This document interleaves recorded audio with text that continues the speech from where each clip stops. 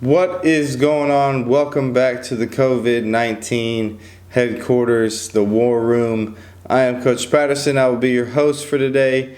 Hopefully everybody's in good spirits, everybody's in good health. I'm so happy that I can bring this stuff to you. It's my pleasure. Hopefully you're being successful with your content, and if you're from a different class, welcome. You're probably tired of seeing my face by now. If you're from a different district, welcome to you as well. Hopefully y'all are getting through everything that you need to do and taking care of business. Without further ado, let's jump into this computer. Let's check it out and let's get started. So I talked about it in the last video, but we're talking about part one of the Civil War. Okay, so what is it that we're getting into is going to be one of the most deadliest wars, or the most deadly war in American history. So the last video we talked about the causes, everything that led up to this point, and now we're getting into the actual meat of the Civil War. Okay, so this is just an infographic that is honestly it's super interesting because it's a comparison and contrast on the supplies and things that the South and the North had available to them. So if you look at the population, the North has almost 3 times, it's more than double the population of the South, probably 200 times the factories. Miles of railroad is not even comparable. The North has 2,000 more miles of railroad. And then acres of farmland. You see the South kind of creeping in there, making it close, but it's not as close as it may appear. 106 million acres to 57 million acres of farmland in use. And then at the bottom we can see the money, 1,750 million versus 145 million. 145 million. It's not even close. So the North has way more resources available to them than the South does, and let's see if that plays a key factor in this Civil War. So first we need to talk about the leaders of the Civil War. Let's get to know some people. The United States, we got President Lincoln, Ulysses S. Grant. In the Confederacy, we have President Jefferson Davis and General Robert E. Lee. So Confederate leaders again, Jefferson Davis is from Mississippi. He's going to be elected president of the Confederate States of America. He puts Robert E. Lee in command of the Army. General Lee, if you've heard the name. And then Abraham Lincoln, we know kind of his election was the trigger that let a lot of people secede from the Union. The trigger that led South Carolina to leave it, and then the domino effect that followed after that. So he's there. And then Union leaders, Ulysses S. Grant is going to be the commander of the Union Army. So how did it all start? When did it begin? Everything that you need to know is coming right up. The first battle, Fort Sumter. This is a South Carolina fort, Charleston, South Carolina to be specific. First gunshot is going to be on April 12th, 1861. The Confederate Army is actually going to win this battle. They asked the Union to surrender. The Union did not. They ended up starting to fight. Confederacy wins, takes over Fort Sumter. After that, Lincoln calls for 75,000 troops to put down the rebellion, and the Civil War has officially begun. This is a picture of Fort Sumter in the past, kind of a rendition.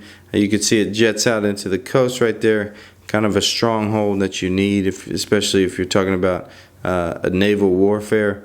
This is it today. Again, you can see it kind of jetting out into the water.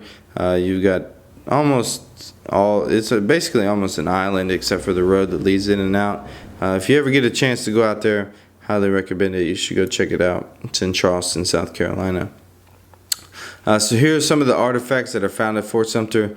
You can see that we're not all the way into a kind of industrialized society. So we've got musket balls, then we've got some bullets we're seeing. So probably some rifling on them barrels, and able to let the bullets travel further instead of just tumbling out like a ball would. So just another recap of Fort Sumter. Again, the Confederacy asked for a surrender. Union refuses. First battle of the Civil War is underway. Confederacy wins that battle on April 12th, 1861. So we put 1861 as the official start of the Civil War, 1861. So we kind of talked about it in the last video. We'll go over it again.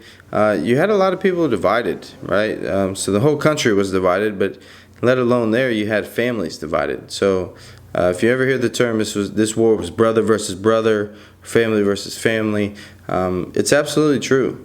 You had a lot of people that felt strongly one way or the other, and they were going to support their cause, and they felt like their mission was to defend whatever cause that they believed in. So just in Lincoln's family alone, he's got 4 brother-in-laws serving in the Confederate side. 4. I mean, that's crazy. So you'd think that the president would have a strong backing, but it's not always the case. He's got some of his own family.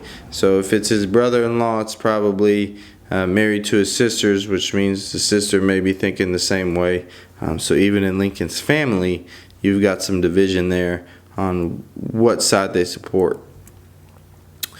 So let's talk strategies. Every war is won off the battlefield, is what some people say. This one was no different. Obviously, you have to fight the battles, but if you can come up with a great strategy, you're probably going to be successful in a war.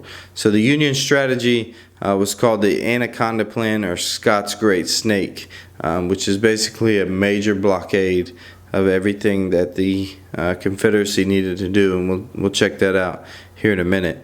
But the Confederacy's strategy was to basically defend the Confederate States. They weren't going to really take the fight to the Union unless they just got this unbelievable opportunity that arose for them, and they could go in there and get an easy victory.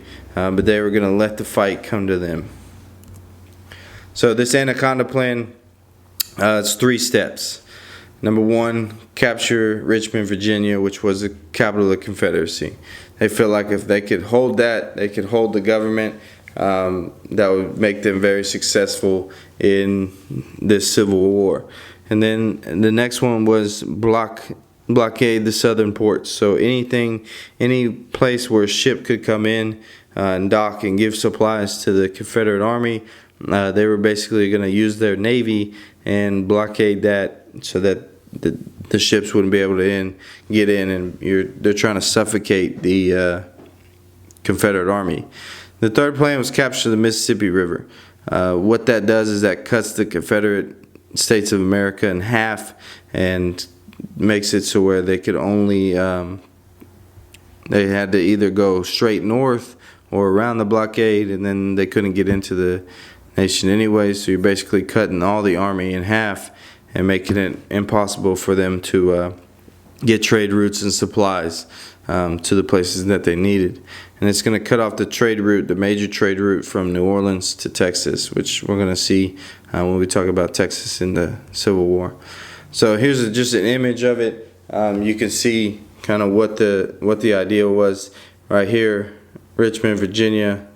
This is going to be the capital of the Confederacy. So they're starting there with the tail. Come over here, so you get the southern ports start all around here on the East Coast, come around Florida, cut all this off, even into Texas a little bit, and then keep just wrapping them around, much like an anaconda would do. That's where it got its name.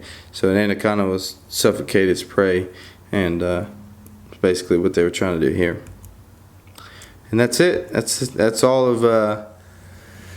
That's all of Civil War Part 1. It's kind of short and sweet there. First part of the war, kind of getting you familiar with everybody on who's going to be fighting, what their plans were. We're going to take a look at some other battles, some major battles in the war in the next video. And then part, I guess, 3 of this series is going to be Texas in the Civil War. And then we're going to wrap it all up. So if you didn't get what you're looking for yet, turn into the next video. I'm sure you'll find it in part 2, or Texas in the Civil War in part 3. Thank y'all for tuning in. Hope you enjoyed it. Hope you got something out of it. We'll see you in the next one. Stay on top of your work. Don't let mom get you in trouble because you're not doing your schoolwork. We'll see you in the next one.